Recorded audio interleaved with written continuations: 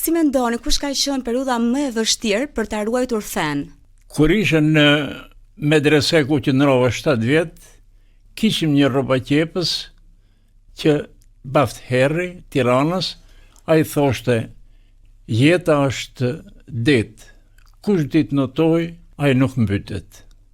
Dhe aso kohë ishte shumë vështirë për ta mbajtur fen dhe për të kryer ritet fetare, sepse edhe gruaja mund të ishte spiuni yt me cilën duhet të kufizoheshe për të folur, sepse të priste arrestit, priste burgu. Ishte shumë e